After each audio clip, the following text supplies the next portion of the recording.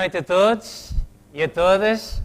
Hoje tenho boas notícias para cada um de vós e as notícias são as de que, apesar deste ciclo de palestras estar a chegar ao fim, o amor de Jesus, o amor de Cristo por cada um de vós e por mim, esse amor nunca chegará ao fim. A Bíblia diz-nos que esse amor é eterno. Esse amor sempre existiu. Desde a eternidade que Deus sabia que te ia criar a ti e a mim, e desde a eternidade que Deus tinha decidido dar o seu Filho unigênito para morrer por cada um de nós. Espero que estejam bem, que tenham tido uma boa semana, que estejam prontos para o tema desta noite, que é Deus lembrou-se de nós.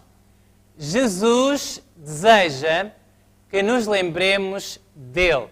Alfred Nobel foi o inventor da dinamite e um amigo dele tinha descoberto a nitroglicerina e Alfred Nobel tinha várias fábricas onde era usada a nitroglicerina, mas como era algo muito instável, ele descobriu primeiramente um detonador de madeira e ficou conhecido por essa famosa invenção, mas depois ele inventou a dinamite, que era mais estável, mais fácil de manobrar. E apesar de a dinamite ter sido usada para a construção de caminhos de ferro, para a abertura de túneis em montanhas e muitas coisas dessas que são coisas boas, a dinamite também foi usada pelos senhores da guerra para matar muita gente. E então, em 1888, quando um dos irmãos de Alfred Nobel faleceu, os jornais franceses, erroneamente, publicaram a morte deste homem e um desses jornais tinha como título, um jornal francês, por engano, tinha o título Le Marchand de la Mort est mort. O comerciante da morte está morto. Alfred Nobel leu esta manchete deste jornal, percebeu que as pessoas iriam sempre lembrar-se dele como alguém que inventou algo que foi usado para matar milhões de pessoas. E então, nos últimos anos da sua vida, embora na realidade Alfred Nobel ainda tivesse muitas fábricas e abriu outras de armamento, ele pensou em como é que ele poderia deixar algo para a humanidade que o lembrasse, que fizesse com que as pessoas o recordassem como um benfeitor e não um malfeitor.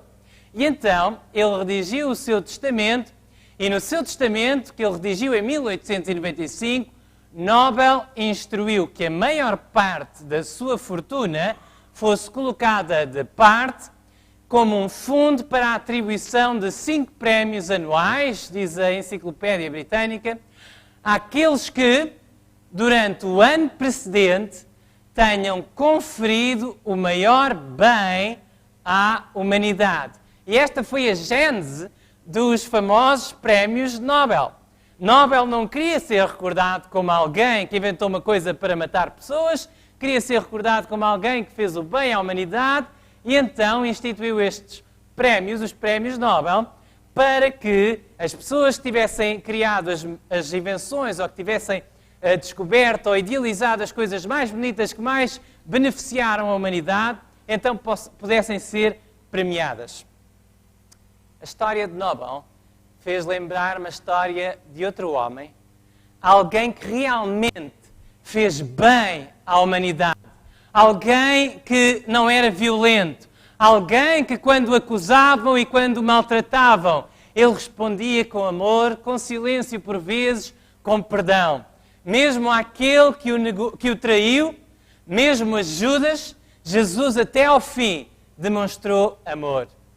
A Bíblia conta-nos a história de que Jesus, na noite em que foi traído por Judas, em Lucas capítulo 22, verso 19, diz-nos que Jesus instituiu uma cerimónia e disse aos discípulos: fazei isto em memória de mim. Jesus queria ser lembrado pela coisa que ele fez, por aquilo que ele fez para o maior bem da humanidade. Jesus queria ser lembrado pela sua morte e pela sua ressurreição por nós.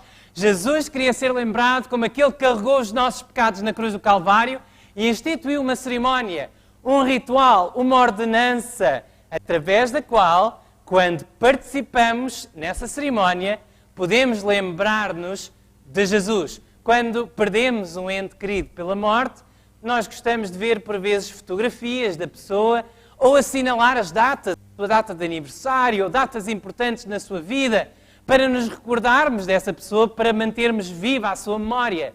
Não havia fotografia na altura de Jesus e, por um lado, ainda bem, senão as pessoas iam, se calhar, idolatrar as fotografias em vez de adorarem a Jesus. Mas Jesus deixou uma cerimónia, algo prático que podemos fazer com as nossas mãos e com o nosso corpo para nos lembrarmos daquilo que Jesus fez com o seu corpo por nós ao morrer na cruz e com as suas mãos ao ser cravado por nós. De onde é que vem esta cerimónia? Ou melhor, o que é que deu origem a esta cerimónia? Jesus estava reunido com os seus discípulos para celebrar a Páscoa dos judeus. Muitas pessoas pensam que a Páscoa é apenas uma cerimónia cristã. Não, a Páscoa existia antes de Cristo, era uma festa judaica.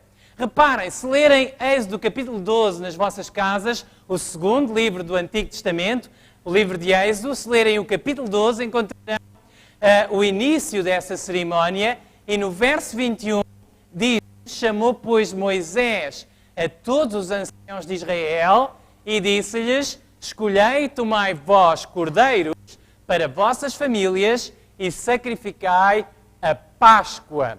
O que era a Páscoa? A festa judaica da Páscoa. Qual era o seu simbolismo? Bom, a Bíblia conta, e podem ler, capítulo 12 de Êxodo, não se esqueçam, leiam em vossas casas, que Deus estava a libertar o povo de Israel da escravidão no Egito.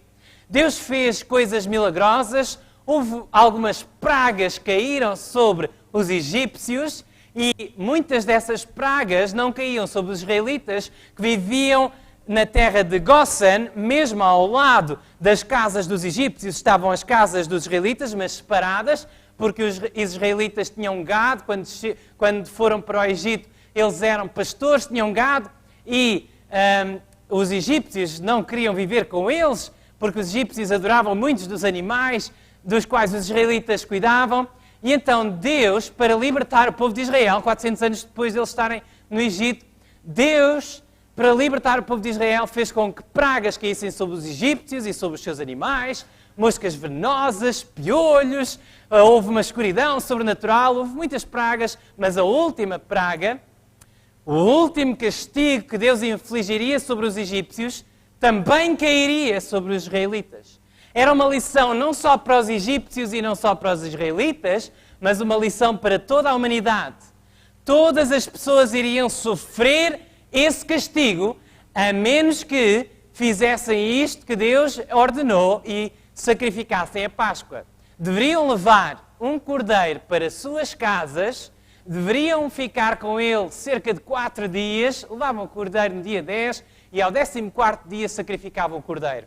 Depois do cordeiro viver 4 dias ali em casa, quase 5 dias com eles, quase se tornou um animal de estimação ou um amigo da família. Agora aquela família tinha de sacrificar aquele amigo, aquele animal inocente. A Bíblia diz-nos que Jesus é o nosso amigo. Um cordeiro inocente, o cordeiro de Deus, que nós sacrificamos com os nossos pecados. E então, nessa cerimónia, na cerimónia da Páscoa, as pessoas deveriam comer a carne assada desse cordeiro e pão sem fermento, pão não levedado, pão sem fermento, o chamado pão ázimo, com ervas amargas. Mas deveriam fazer outra coisa. É que o sangue daquele cordeiro deveria ser colocado nas ombreiras das portas. Cada israelita e até cada egípcio que tivesse o sangue de um cordeiro na ombreira da porta não sofreria o castigo. O castigo era a morte do primogênito. A morte do primogênito de cada ser humano e de cada animal, e era a praga, a última praga, deveria cair sobre egípcios e israelitas igualmente, a não ser que tivessem o sangue na ombreira da sua porta. E esta cerimónia, esta festa judaica, esta festa dos judeus, era, na realidade, Deus a dizer, 1500 anos antes de Cristo, que só por causa do sangue de Jesus na cruz é que aqueles que aceitarem o sacrifício poderão viver eternamente. Deus não faz divisão entre as pessoas pela sua religião. Deus não faz divisão entre as pessoas pela sua nacionalidade, não é pela cor que as pessoas são salvas, não é por terem muito ou pouco dinheiro. Deus salva as pessoas que quiserem acreditar em Jesus Cristo como o seu Salvador. E era essa a lição que estava a ser anunciada 1500 anos antes da morte de Cristo. E durante 1500 anos, os israelitas celebraram a Páscoa como símbolo da sua libertação da escravidão do Egito e, na realidade, estavam a anunciar, de forma simbólica, estavam a anunciar a libertação de toda a raça humana dos poderes de Satanás, do poder do pecado e do poder do mal. Agora, reparem, João Batista viu a Jesus e que vinha para ele e disse: eis o Cordeiro de Deus que tira o pecado do mundo. Lemos estas palavras em João capítulo 1, verso 29. E Paulo, para confirmar o que estamos a dizer, em 1 Coríntios capítulo 5, verso 7, disse: porque Cristo, nossa Páscoa, foi sacrificado por nós. Na realidade, Jesus era a Páscoa. Páscoa significa passar nas casas que tinham o sangue, Deus passaria por alto e não haveria morte. Se tu estás coberto pelo sangue de Jesus, se tu estás coberta pelo sangue de Jesus, podes ter a certeza que tens a vida eterna. Agora reparem, 1500 anos a anunciar a morte de um cordeiro inocente. Uma nação que durante 1500 anos, todos os anos, naquela data, no mês que se tornou o primeiro mês para os israelitas, o mês de Nisan, era na realidade Abib, depois do cativeiro babilónico tornou-se o mês de Nisan, durante 1500 anos, naquela data, no mês mais ou menos em abril para o nosso calendário, naquela data era sacrificado um cordeiro que apontava para Jesus. Agora reparem, há 2000 anos atrás, estamos a 3500 anos depois da instituição da Páscoa, mas estamos a 2000 anos da morte de Jesus, há 2000 anos atrás. Jesus, o Cordeiro de Deus, agora tentem colocar-se lá, tentem imaginar e sentir tudo o que estava no coração de Jesus naquela noite. Há 2000 anos atrás, 1500 anos depois desta cerimónia ter sido instituída. 1500 anos depois, 1500 vezes que os judeus sacrificaram um cordeiro na Páscoa para apontar para a morte de Jesus. Era chegada a noite da ceia pascal. A noite em que os israelitas iam matar o cordeiro e comê-lo com ervas amargas e pão sem fermento. E era a noite em que Jesus seria traído, a última noite que ele passaria com os seus discípulos. Imaginem como estava o coração de Jesus. Se não conseguirem imaginar, a Bíblia diz-nos como é que estava. Lucas 22, verso 14 diz: quando chegou à altura, Jesus sentou-se à mesa com os apóstolos e disse-lhes: desejei ardentemente comer convosco esta Páscoa antes de morrer. Todas as profecias apontam para este momento. Durante 1500 anos a Páscoa foi celebrada para apontar para a minha morte. Esta é a Páscoa. Esta é a Páscoa das Páscoas. Esta é a noite em que eu serei traído. Amanhã é o dia em que eu vou morrer por vocês. Desejei ardentemente comer esta Páscoa convosco antes de morrer, pois afirmo-vos, verso 16, que não voltarei a comê-la até que ela receba o seu significado completo no reino de Deus. Reparem, 1500 anos de preparação. Chegamos ao momento em que Jesus vai dar a sua vida por vocês, por mim, pelos seus discípulos que o acompanharam durante aqueles 3 anos e meio de ministério público. E agora, diz-nos a Bíblia que os discípulos não estavam minimamente preparados para celebrar esta festa, esta instituição com Jesus. Reparem o que diz o mesmo capítulo da Bíblia. Alguns versos depois, Lucas, verso 24, diz-nos qual era o estado de espírito dos discípulos. Os discípulos tiveram uma discussão sobre qual deles seria o mais importante. Infelizmente, 2000 anos depois, na igreja cristã, continuamos com estas lutas. Quem é o mais importante?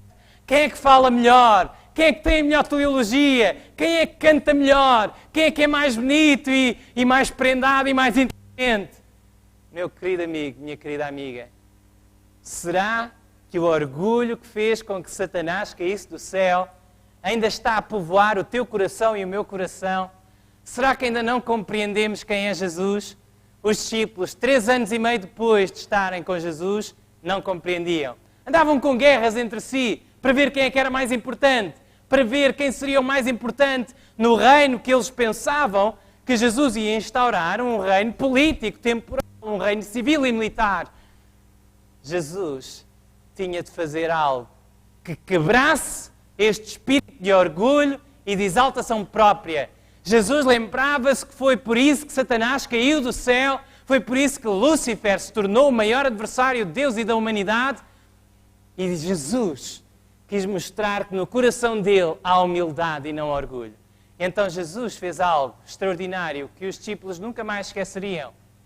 Jesus, sabendo que o Pai tinha depositado nas suas mãos todas as coisas e que havia saído de Deus e ia para Deus, levantou-se da ceia, tirou as vestes e, tomando uma toalha, cingiu-se. Diz João 13, verso 4. Leiam o capítulo de João, capítulo 13. O Evangelho de João, capítulo 13, é maravilhoso. Reparem, depois deitou água numa bacia e começou a lavar os pés aos discípulos e a enxugar-lhes com a toalha com que estava cingido.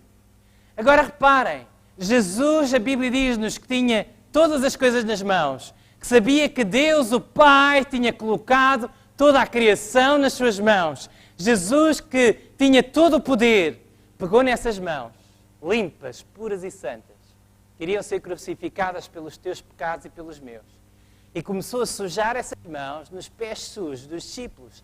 Naquela altura as pessoas viajavam pelas estradas, muitas vezes com sandálias, outras vezes descalças, os pés sujavam-se e quando entravam numa casa, era papel do servo ou do escravo da casa lavar os pés às pessoas. E os discípulos olharam uns para os outros, quem é que vai lavar os pés? Pô, entre nós, eu de certeza que não sou, eu sou mais importante. O servo faça isso. Se não há servos entre nós, se não há escravos entre nós, se não há menos importantes entre nós, então ninguém faz. Jesus mostrou, eu sou o servo dos servos, eu estou aqui para servir, eu vim para morrer por vós e não tenho problemas em vos lavar os pés. No coração dos discípulos foi feita uma ferida no orgulho, que só um recusou humilhar-se.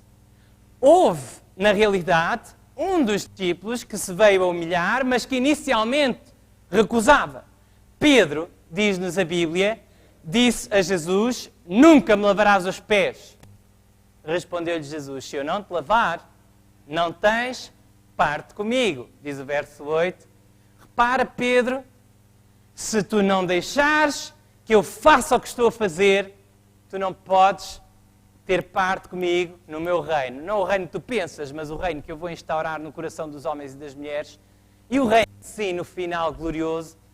Então Pedro disse, Senhor, não só os meus pés, mas também as mãos e a cabeça. Disse-lhe Jesus, aquele que está lavado não necessita de lavar senão os pés, pois no mais todo está limpo. Ora, vós estáis limpos, mas não todos, porque bem sabia ele quem o havia de trair. Na realidade, Jesus estava a ensinar algo maravilhoso. Estava a dizer, reparem, eu sei que vocês se entregaram a mim, que entregaram o vosso coração. Algumas pessoas, da semana passada, decidiram-se pelo batismo, louvado seja Deus por isso, e há muitas pessoas a assistir, quem sabe já foram batizadas. Mas mesmo os cristãos, que já são cristãos há muitos anos, que já foram batizados, foram lavados simbolicamente dos seus pecados nas águas do batismo, nas quais emergiram e ressuscitaram para uma nova vida, esses também pecam, esses também caem, esses ainda continuam a caminhar nos caminhos pecaminosos desta terra, esses ainda continuam a viver, na realidade continuam a viver num mundo de pecado, mesmo que tenham rejeitado aos caminhos pecaminosos, às vezes podem lá cair e sujar o seu coração. E Jesus instituiu uma cerimónia que deve ser precedida pelo lava-pés para que possamos de novo humilhar-nos e deixar que Jesus lave o nosso coração daquilo que, na poeira do caminho desta vida, nós possamos ter ficado sujos. Agora reparem que Jesus sabia quem o havia de trair. Quer dizer que Jesus, de acordo com João capítulo 13, lavou os pés do seu traidor. Agora imaginem a pessoa que vos causou o pior dano, a pessoa que mais vos feriu, a pessoa que mais vos fez mal. Conseguiam lavar-lhe os pés? É isso que Deus nos pede para fazer. Dar um perdão sem limites.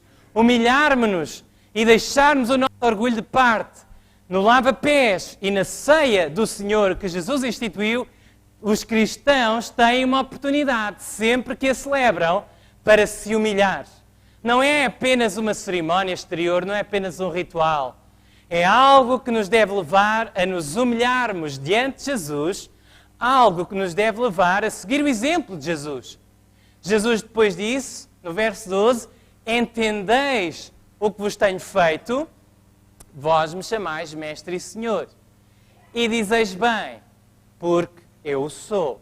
Ora, se eu, Senhor e Mestre, vos lavei os pés, vós deveis também lavar os pés uns aos outros. Há pessoas que leem este texto e pensam, bom, isto é apenas no sentido figurado, não precisamos mesmo de lavar os pés, está a falar de uma realidade espiritual, está a falar de nós nos sermos humildes e nos perdoarmos uns aos outros. Sim, claro que sim. Mas já lavaram os pés a alguém? Uma cerimónia que nos coloca a humildade no coração. Eu já lavei os pés a muitas pessoas quando pratico este ritual.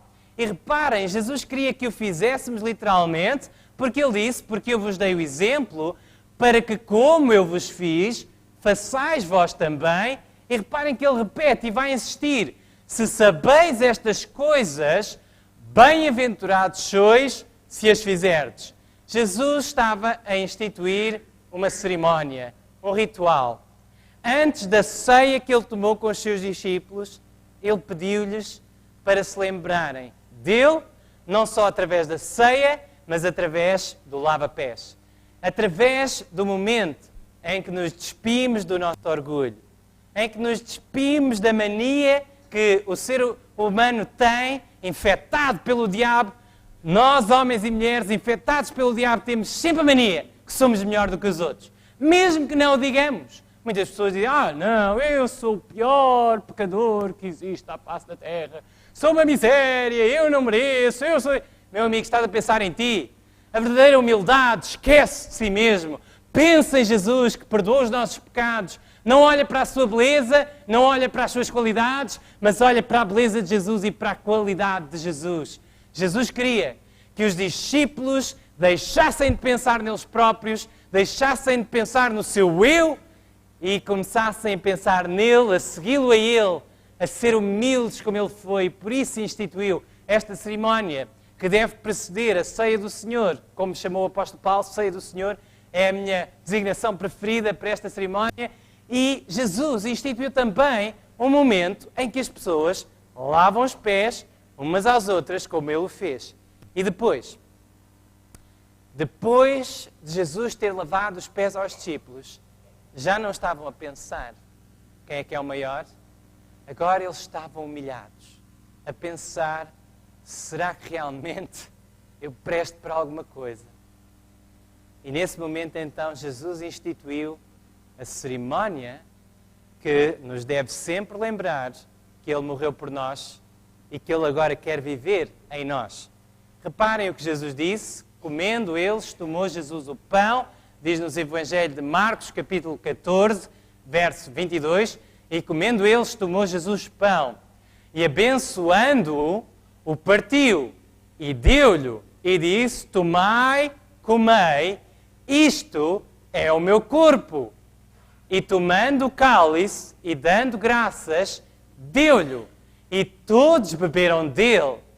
Diz Marcos 14, verso 23. Jesus pegou no pão, partiu, rasgou, e disse, tomai, comei, isto é o meu corpo. Jesus, na realidade, estava a dizer, assim como o meu corpo vai ser partido por vós, quando partirem um pão, lembrem-se que o meu corpo foi partido por vós, E quando partirem o pão da Santa Ceia, o pão da Ceia do Senhor, quando estiverem a celebrar esta cerimónia que lembra a minha morte, por favor, vocês partam o pão e lembrem-se do meu corpo, fazei isto em memória de mim. Tomai e comei, isto é o meu corpo. E bebam o cálice do vinho não fermentado, o pão deveria ser sem fermento, o vinho também deveria ser sem fermento. Na realidade, muitos cristãos acham que Jesus bebeu vinho com álcool, mas eu vos digo que isso estragaria completamente todo o simbolismo desta cerimónia. O pão era não fermentado, não levedado, porque na Bíblia o fermento é um símbolo do pecado, da corrupção. É o símbolo da aparência e não da essência.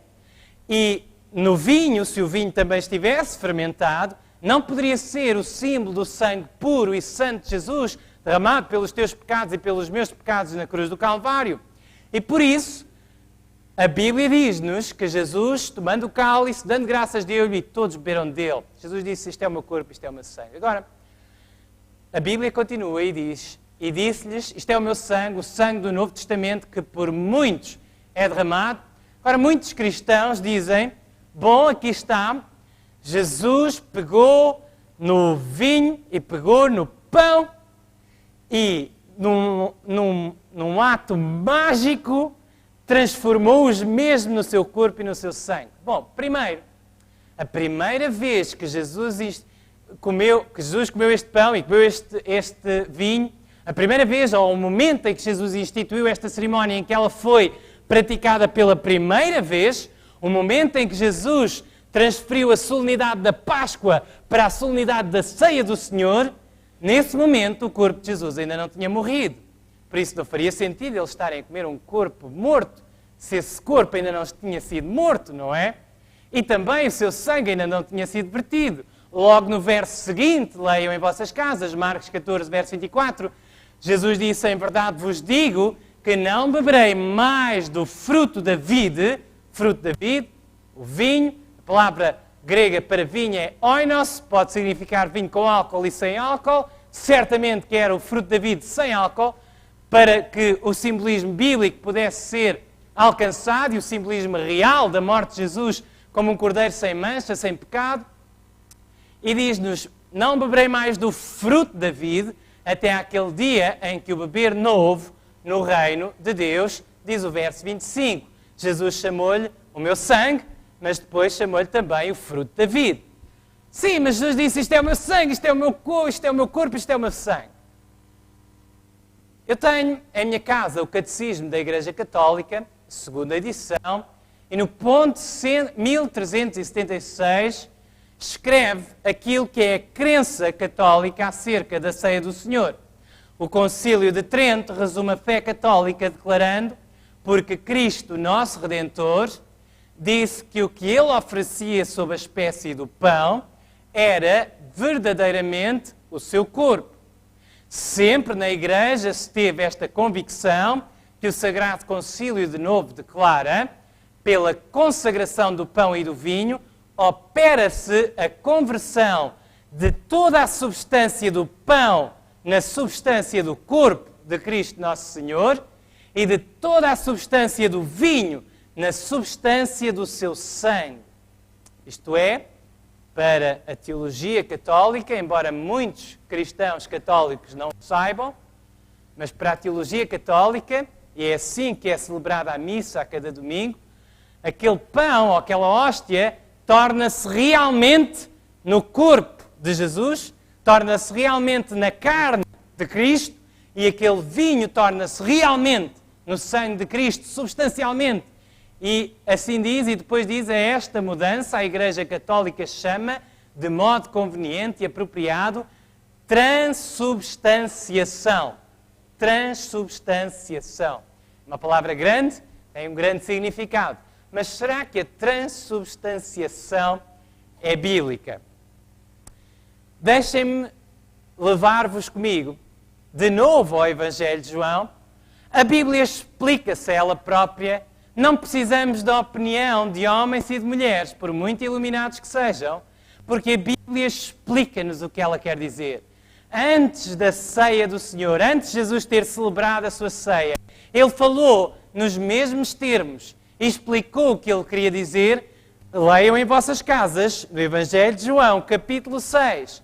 Jesus disse, eu sou o pão da vida.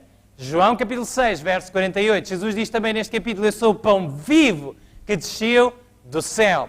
E agora reparem, ele continua e diz, no verso 51, eu sou o pão vivo que desceu do céu, se alguém comer deste pão, viverá para sempre.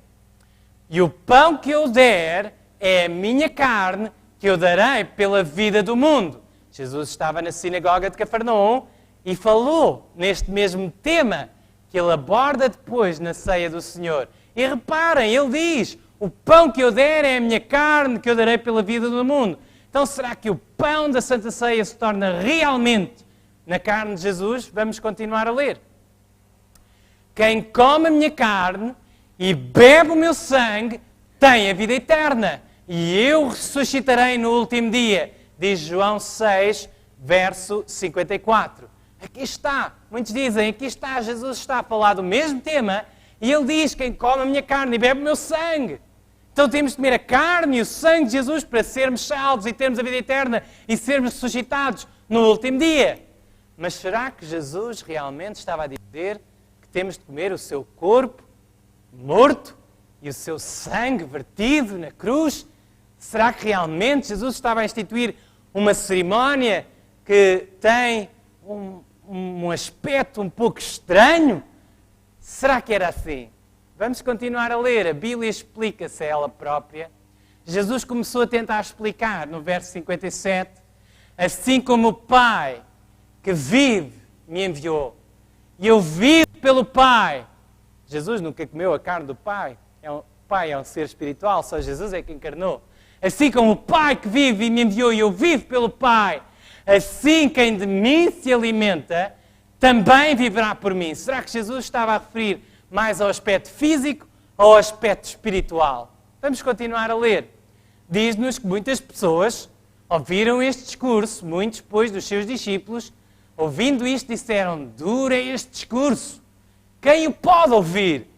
Jesus tinha muitos discípulos. Ele escolheu 12 para o seguirem mais de perto, mas havia muitas pessoas, multidões às vezes, que o seguiam e que se chamavam seus discípulos.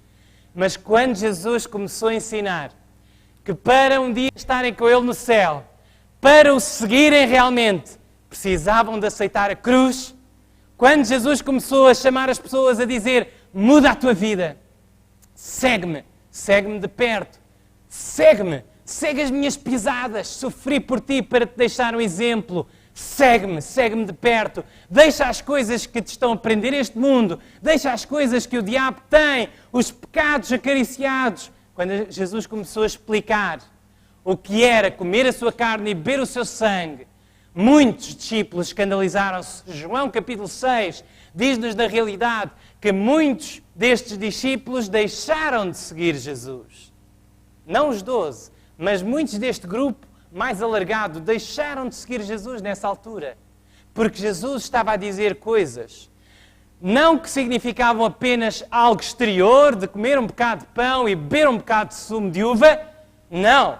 Jesus estava a dizer coisas que afetam o nosso mais íntimo. Coisas que devem mudar o nosso coração de pedra. Coisas que devem mudar a nossa vida. Seguir a Jesus, comer a sua carne, beber o seu sangue, é seguir o seu exemplo. É aceitar o seu sangue vertido para perdoar os nossos pecados, mas comer a sua carne, seguir o seu exemplo, andar de acordo com as suas pisadas, seguir o seu exemplo de pureza, de paz e de amor, de perdão e de santidade, pela sua graça e pelo seu poder.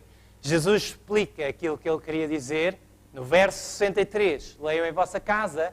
Se não acreditam nas minhas palavras e não acreditam na imagem que está diante de vós, abram a Bíblia, no Evangelho de João, capítulo 6, verso 63, Jesus explica. O Espírito é o que vivifica, a carne, leiam comigo, por favor, esta frase, vocês têm de ler comigo, a carne o quê? A carne para nada aproveita. As palavras que eu vos disse são Espírito e vida. Jesus disse, nem só de pão viverá o homem, mas de toda a palavra. O pão é um símbolo de Cristo, sim. Mas Cristo é a palavra eterna de Deus, o Verbo eterno encarnado, cujo corpo se partiu por nós. O pão é, na realidade, um símbolo da palavra. É quando nós estudamos a Bíblia, quando aprendemos nos Evangelhos, meu amigo, é fácil vir a uma igreja. É fácil ouvir um sermão pela internet. Difícil é passares uma hora com a tua Bíblia. Esse é o desafio. A estudar a vida de Jesus. A seguir o seu exemplo. É fácil meteres um bocado de pão ou uma hóstia na boca. E estou a falar não só para as pessoas que têm uma denominação diferente da minha. Estou a falar para mim em primeiro lugar. É fácil pegar num bocado de pão sem fermento, parti-lo e colocá-lo na nossa boca. Difícil é seguir o exemplo do corpo partido de Jesus, que quando lhe bateram, ele não bateu. Que quando o feriram, ele não feriu. Que quando o ofenderam, ele não ofendeu. Isso é muito, muito mais profundo do que apenas comer ou beber. A carne para nada aproveita. As palavras que eu vos disse são espírito e vida. E Jesus continua, reparem, isto foi antes da ceia, isto foi antes da sua morte, na sinagoga de Cafarnaum, João 6, verso 64, mas há alguns de vós que não creem. Porque bem sabia Jesus desde o princípio quem eram os que não queriam e quem era o que o havia de entregar.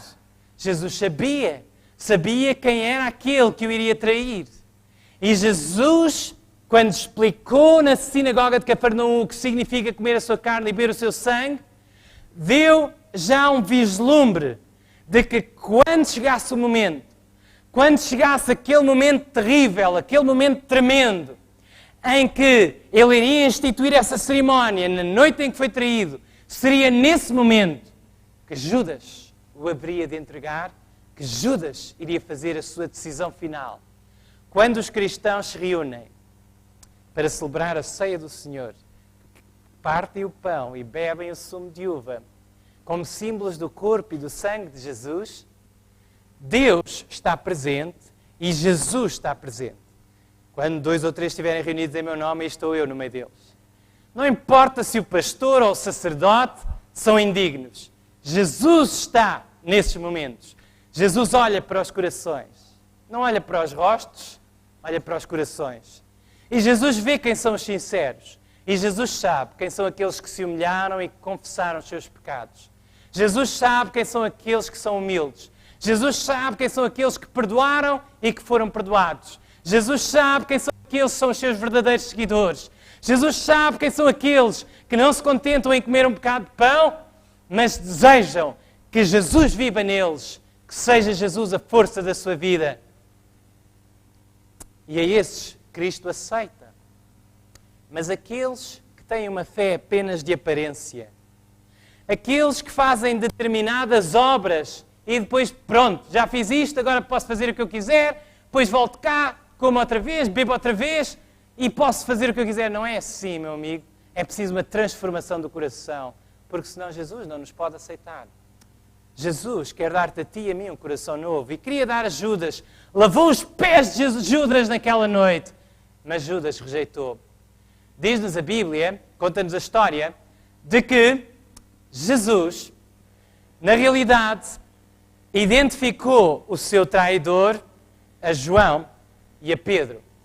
Embora eles não compreendessem tudo, Jesus segredou a João, é aquele a quem eu der o pecado molhado, e molhando o pecado deu a Judas Iscariotes, filho de Simão.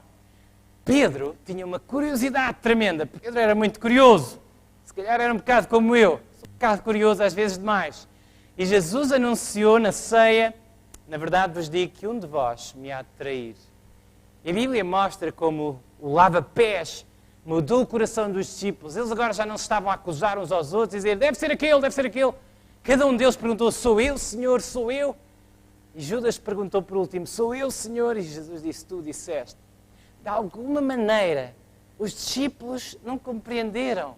Não compreendiam como é que um deles, eram família, viveram tudo juntos durante aqueles 3 anos e meio, como não iria trair a Jesus. E Pedro segredou a João. João estava reclinado no peito de Jesus. Pedro segredou a João. Pergunta, quem é? Fez-lhe sinal.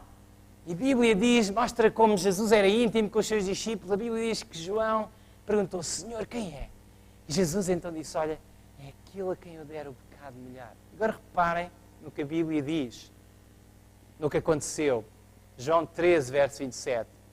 E após o bocado, entrou nele Satanás e disse, pois Jesus, o que fazes, faz-o depressa. Comer a carne e beber o sangue de Jesus não é algo mágico. Não é algo, nós não comemos realmente o corpo morto de Jesus. Quando partimos o pão, não estamos a partir de novo a carne de Jesus. Estamos a tomar um símbolo, uma realidade exterior, que aponta para uma realidade que deve ser interior. Agora, se o fazemos de uma forma hipócrita, se o fazemos apenas como uma cerimónia exterior, então, meu querido amigo, minha querida amiga, Satanás tem acesso ao nosso coração. Devemos sempre, quando nos aproximamos dos símbolos da morte de Jesus, sempre examinar o nosso coração. Não é ver se somos anjos que nunca pecaram, porque vocês e eu somos pecadores, e se somos pecadores e o reconhecemos, então a ceia do Senhor é para nós, é para nos arrependermos dos nossos pecados. Mas também é um momento sério. Não brinques com a religião de Cristo. Não brinques com a religião de Cristo. Se és um cristão, sê um cristão a sério. Se uma cristã a sério aceita a morte de Jesus por ti e a transformação que essa morte opera por ti. Reparem o que diz Hebreus, o apóstolo Paulo disse em Hebreus 9, verso 28, assim também Cristo, oferecendo-se uma vez para tirar os pecados de muitos, aparecerá a segunda vez sem pecado aos que o esperam para a salvação. Fala da primeira e da segunda vinda de Jesus. E este texto diz, na realidade, que Jesus se ofereceu quantas vezes? Uma vez. Jesus ofereceu-se uma vez. Jesus morreu uma vez. Esta é a mensagem da Bíblia. Jesus não precisa de ser partido de novo. Podes partir o teu coração com os teus pecados, podes partir o coração de Jesus com as tuas más ações, mas Jesus morreu uma vez e uma vez por todas.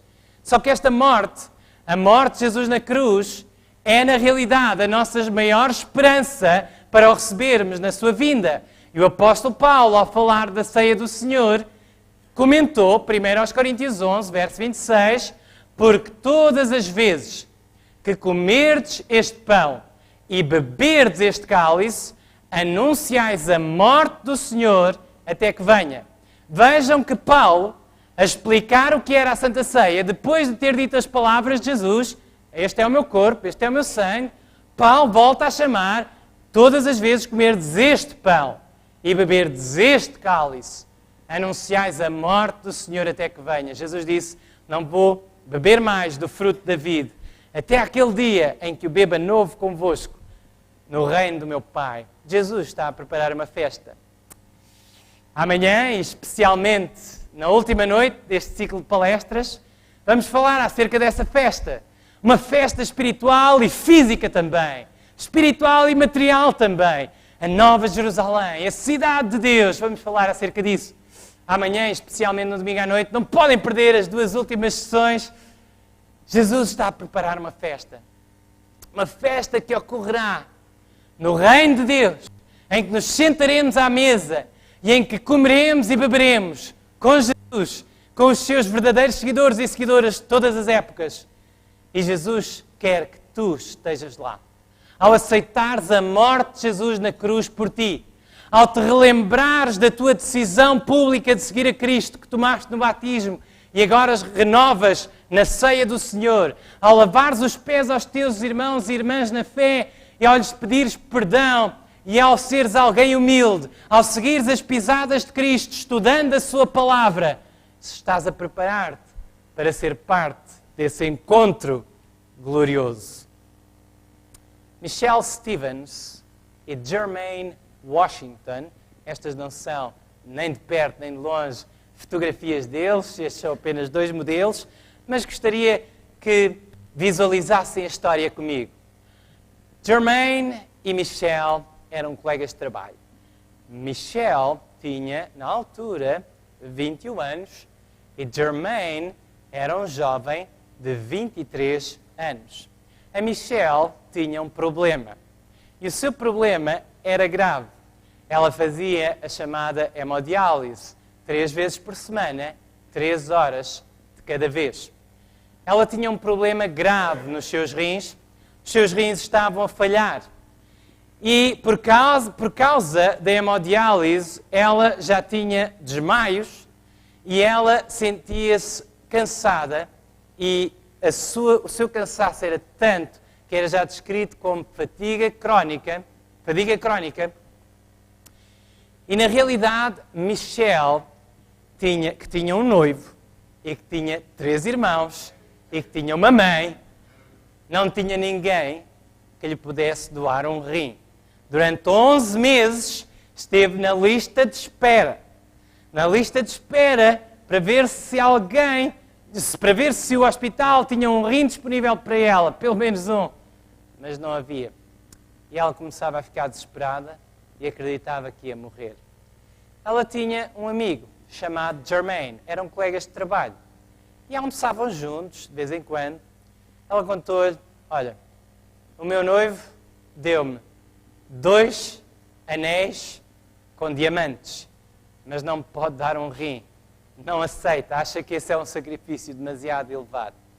A minha irmã de 14 anos quis-me dar um rim, mas é tão nova que os médicos não quiseram. Os meus 2 irmãos tiveram medo e não quiseram dar-me um rim. A minha mãe tem problemas de saúde e não me pode dar um rim. Ninguém me pode dar um rim. Estou na lista de espera há 11 meses. E tenho a certeza que isto em breve vai terminar e vou acabar por morrer.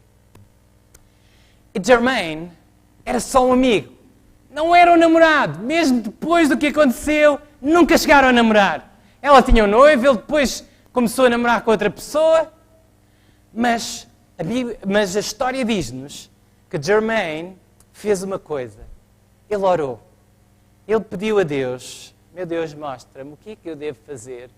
Vou deixar a minha amiga morrer, ela já tem a pele pálida, ela já não tem o sorriso no rosto que costumava ter. O que é que eu vou fazer? E então ele disse, eu quero dar-te um dos meus rins. E deu. Em 1991, no Centro Hospitalar de Washington, fizeram primeiro um teste muito doloroso para ver se os seus rins eram compatíveis com os dela. E quando apuraram que sim, ele ofereceu um rim. E então, o que é que eles fizeram depois? Eles voltaram à sua vida normal. Os médicos disseram, você não pode ser um pugilista, nem um futebolista, mas pode fazer desporto. E ele começou a correr, e começou a fazer até exercícios com pesos, conseguia fazê-los. Mas eles instituíram uma cerimónia.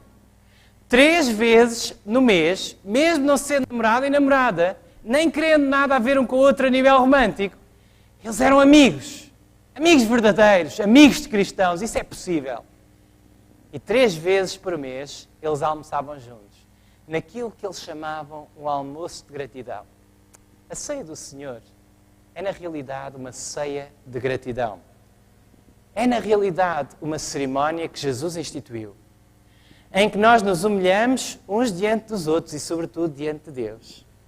E em que lembramos o grande sacrifício de Jesus por nós na cruz. E em que nos lembramos também que Jesus vai voltar e que em breve poderemos subir com Ele nas nuvens do céu. Amém.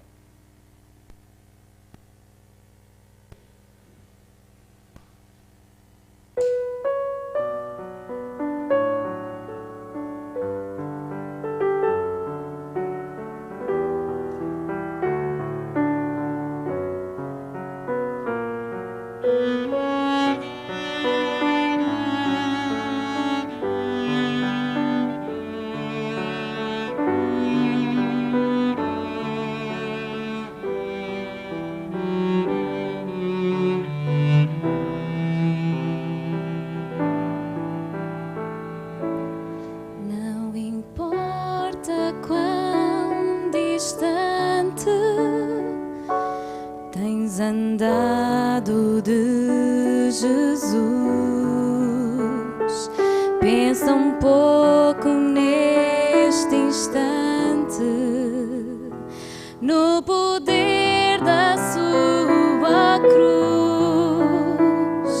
Seu amor não tem limites, não tem lógico. Seu olhar é um convite para aceitar o seu perdão. Hoje é dia de voltar. Não, não olhes para trás. Se teu coração falar, não adies nada mais. Só Jesus te ama assim. Lá na cruz em ti pensou. Tu és tudo para mim. Vem, meu filho, aqui estou.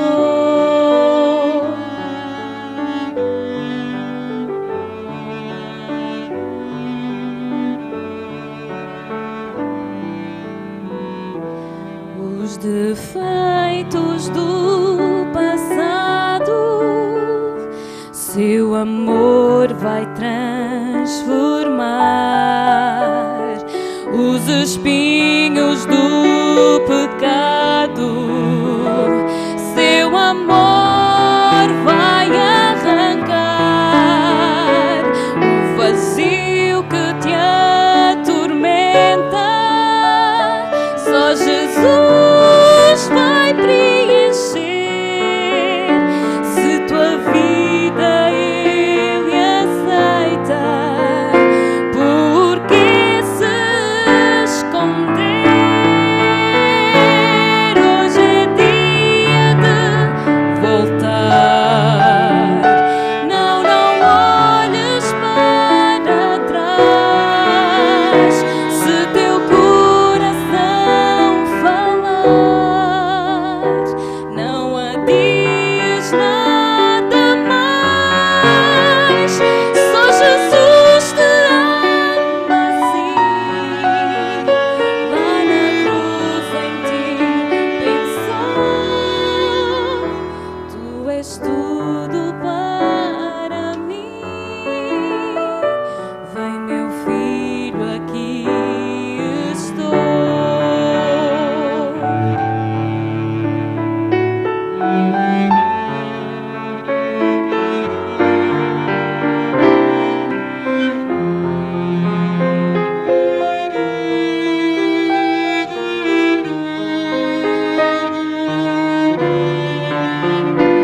É Jesus que fala assim. Lá na cruz eu te esperei.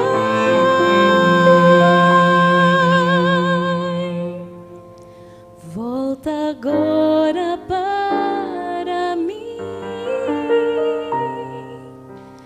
Todo o tempo eu te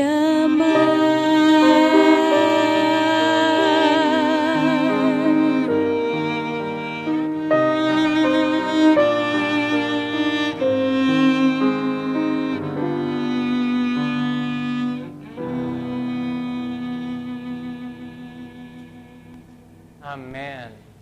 Este é o momento de entregarmos o nosso coração a Jesus quando celebramos a Santa Ceia, quando celebramos a Ceia do Senhor, quando celebramos esta cerimónia tão especial. Estamos a lembrar-nos que Jesus não deu apenas um rim, Jesus deu todo o seu corpo, todo o seu coração, todo o seu ser por cada um de nós. E agora, Ele quer viver dentro de ti e dentro de mim. A sua humildade, o seu amor. Ele quer que tudo isso seja visto em ti e em mim. Que os cristãos o sejam não só de nome, mas de caráter. Esta noite, apesar de não irmos celebrar aqui esta ceia santa, esta ceia do Senhor, esta cerimónia, eu gostaria de vos convidar a se lembrarem, cada vez que partirem um pão, cada vez que comerem uma refeição, que a vossa vida é-vos dada pelo pão da vida que é Jesus. E a próxima vez que participarem numa cerimónia semelhante a esta cerimónia bíblica, lembrem-se que Jesus morreu para que vocês e eu possamos viver. Vamos inclinar as nossas cabeças e vamos orar. Querido Pai que estás no céu, obrigado porque a Tua palavra é tão clara e tão explícita. Desejas não apenas cerimónias exteriores, mas através destas duas excelentes cerimónias, ordenanças, Jesus quer que tenhamos uma lembrança vívida, uma memória muito clara daquilo que Ele sofreu por nós e daquilo que agora nós somos chamados a sofrer por Ele. Ajuda a cada um dos ouvintes, a cada uma das pessoas que está a receber esta mensagem. Eu quero pedir que cada um possa estar disposto a morrer para si mesmo. Cada um possa estar disposto a seguir os teus passos de humildade, de amor e de entrega e de sacrifício. Jesus, obrigado porque em breve nos vais vir buscar para o céu.